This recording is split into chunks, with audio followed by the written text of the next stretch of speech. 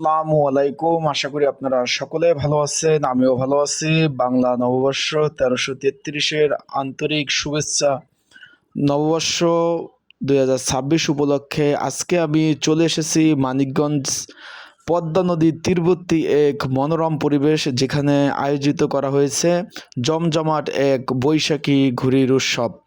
চারদিকে শুধু মানুষ আর মানুষ। আপনারা স্ক্রিনে দেখতে পাচ্ছেন প্রচুর মানুষ, চারিদিকে শুধু মানুষ আর মানুষ আপনারা দেখতে পাচ্ছেন।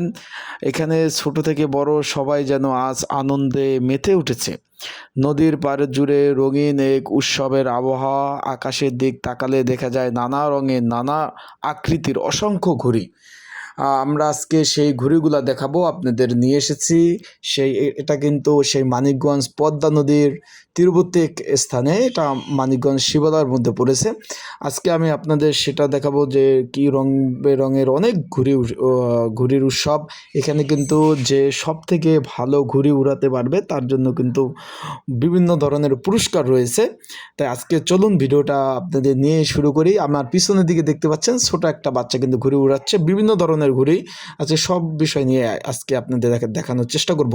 চলুন, এখন আপনার শুরুতে আমি দেখাচ্ছি যে যেসব ঘুড়ি আকাশে উঠছে, এটা হলো ড্রাগন ঘুড়ি। দেখতে পাচ্ছেন প্রচুর, আমার জুম করছি, এটা অনেক উপরে কিন্তু ড্রাগন ঘুড়ি আপনারা দেখতে পাচ্ছেন। পেঁচা ঘুড়ি দেখতে পাচ্ছেন, মাছ আকৃত যে একটা ঘুড়ি পিছনের দিকে, এটা কিন্তু আপনারা দেখতে পাচ্ছেন।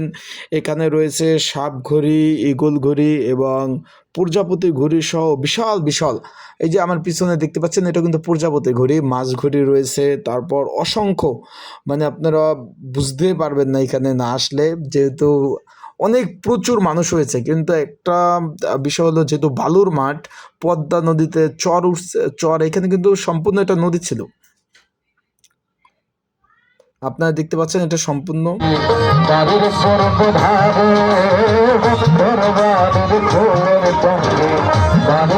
সম্পূর্ণ একটা নদী ছিল। সেখানে এই নদীর চরের মধ্যেই কিন্তু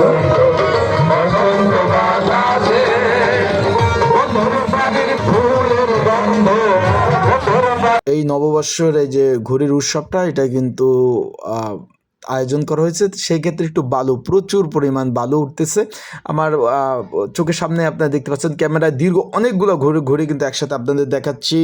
ড্রাগন ঘুড়ি, পেঁচা ঘুড়ি, মাছ আকৃত ঘুড়ি রয়েছে, সাপ ঘুড়ি, ঈগল ঘুড়ি রয়েছে, প্রজাপতি ঘুড়ি রয়েছে এবং বিশাল আকারের প্যারা ঘুড়ি রয়েছে। প্রত্যেকটা ঘুড়ি যেন এক একটা শিল্পকর্ম রঙে নকশা আকৃত করা রয়েছে। এখানে বিভিন্ন আশেপাশে যে এলাকা থেকে, যে আশেপাশে যে বিভিন্ন, যেরকম এখানে মানিকগঞ্জ, তারপরে এই আশেপাশে শিবালয় থেকে পাটুরিয়া, তারপর ঘিওর, তারপরে এখানে রয়েছে আপনার নদীর ওপার থেকেও, যেমন কাজিরাট, পাবনা থেকেও কিন্তু এখানে বিভিন্ন ধরনের লোক কিন্তু এসেছে এখানে এই ঘুড়ি উৎসব দেখতে। এই ঘুড়ি উড়ানো না, এখানে আয়োজন করা হয়েছে বিভিন্ন প্রতিযোগিতামূলক, যেসব ঘুড়ি সুন্দরভাবে উড়বে। এই যে ঘুড়িগুলো দেখতে পাচ্ছেন, যেসব ঘুড়িগুলো সুন্দরভাবে উড়বে এবং সব থেকে উঁচুতে উড়বে, তাদের জন্য রয়েছে আকর্ষণীয় পুরস্কার। বিজয়ীদের মাঝে সেই পুরস্কার বিতরণ অনুষ্ঠান ছিল বেশ জমজমক। কিন্তু আমি সেই পর্যন্ত কিন্তু থাকি নাই, আমি চলে এসেছি, কারণ প্রচুর বাতাস এখানে। প্রচুর বাতাস থাকার কারণে কিন্তু এখানে দেখতে পাচ্ছেন একটা ঘুড়ি দেখতে পাচ্ছেন, যে কত বড় একটা ঘুড়ি আপনারা দেখতে পাচ্ছেন, মানে জুম করেও দেখানো যাচ্ছে না, প্রচুর বাতাস, তার জন্য চলে এসেছে। এর পাশাপাশি ছিল সাংস্কৃতিক অনুষ্ঠান, স্থানীয় শিল্পীদের গান, নাচ এবং উৎসব, মানে আধুনিক এক অপূর্ব মেলবন্ধন ছিল। সত্যি বলতে এই উৎসবটা ছিল কিন্তু একটি, মানে বলতে গেলে অনেক জনবহুল, মানে প্রচুর লোক ছিল। এই উৎসবে শুধু একটি অনুষ্ঠান নয়, এটা ছিল আনন্দ, ভালোবাসার একসাথে সময় কাটানো এক দারুণ উপলক্ষ। আমি নিজেও এখানে এসেছি, আনন্দ করছি, ঘুরছি, দেখছি। এখানে খাবার, বিভিন্ন রকমারি খাবারও কিন্তু এখানে উঠেছিল। আপনারা যারা আসতে পারেননি, আশা করি আপনারা এই ভিডিওর মাধ্যমে সব কিছুই জানতে পারছেন, দেখতে পারছেন। সবাইকে আবারও জানাই শুভ নববর্ষ, এবং ভালো থাকবেন, সুস্থ থাকবেন, এবং আমি আশা করি আপনারা সকলেই ভালো থাকবেন। এবং এই সুন্দর এই আয়োজনের সাথে সবাই অনেকে সংযুক্ত ছিল, সকলকে অসংখ্য ধন্যবাদ। এখানে একটাই শুধু একটু প্রবলেম ছিল, বাতাস প্রচুর, কিন্তু আজকে মেঘলা, শুধু বালু উড়ে, সেই কারণে একটু প্রবলেম ছিল।